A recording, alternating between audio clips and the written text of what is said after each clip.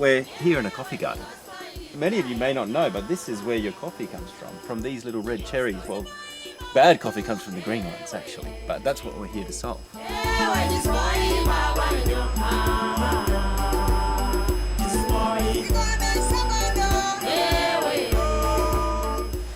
area we're in is Mount Elgon. It's in eastern Uganda. This place has a big potential because of the good climate that is in this area.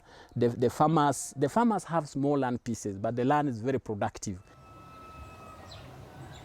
Mount Elgon is an extinct volcano, so it has volcanic soil, which is perfect for growing high-quality Arabica coffee. The minerals in the soil and the other components of the soil, that produces a lot of complexity in the coffee, and it can give you this really intense, sparkling, blackcurrant kind of acidity and really, intense fruitiness in the coffee. And so the potential for world-class, incredibly high-quality coffee, it's there. We just need to help the farmers unlock it to realize that potential. The judgment that we had collectively was that the farmers seem to have a clue on what can be done, but what is failing them to invest their time and interest in ensuring that we get the coffee that we want was market. We're working with farmers who are currently producing low-grade commodity coffee and receiving whatever price they can. They're completely at the mercy of the market, of their local buyers, and for most of them isn't profitable. The whole purpose of what we do with specialty coffee in terms of which coffee we buy and the farmers that we represent, it's about helping people, empowering people to pull themselves out of poverty.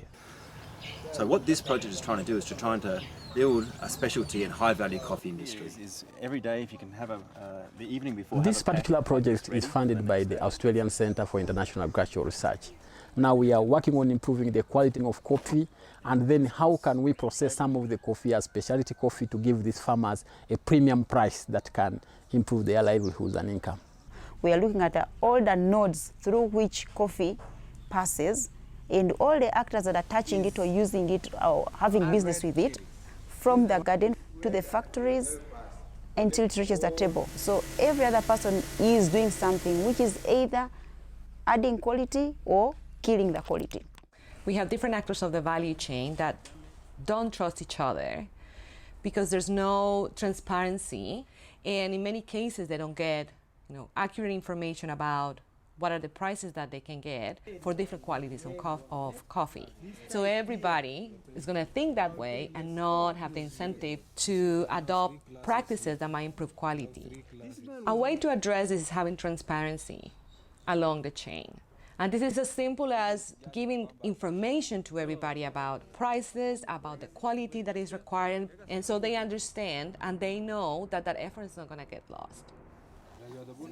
So that's how, through Adelaide University, we have an experiment to find out really what can stimulate them to actually spend time and pick the right red cherry that we want. Picking ripe red in terms of the quality you receive in the cup is one of the fastest ways to improve the sweetness in your coffee. More complex coffee in the cup that has terroir. One of the reasons that monastery coffee and other roasters like us pay a premium for higher quality coffee is because those coffees have unique characteristics, like really high quality wines do. So while we're doing this, the pickers pick red, they get more money, they work more days a week, the growers make more profit because they access a high value market, and everyone wins. And then when it gets to the washing station, now we have some more times where the quality could be, points where the quality could be degraded. So we're talking about fermentation practices, drying practices, getting it off the ground, making sure it's turned a lot. So that financial incentive is again continuing through. So every step in the supply chain where quality could be degraded, we're lifting it back up. So this isn't about handing out money or just simply extension services. This is about groups of people coming together to try and jointly move to another level in terms of the value chain. This is our village office and we are proud of it. We think that we are going to start small and grow big. We are going to employ people, so people are going to get jobs.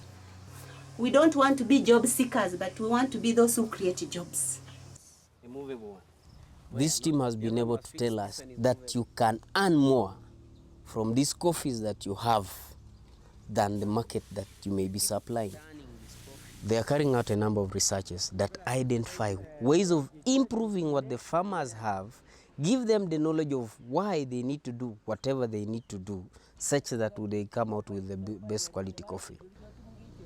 An impact which we think will come is increased incomes in households, from the farms, from the processing centers, from the business people, and that will lift up the standards of living of Ugandans and especially women.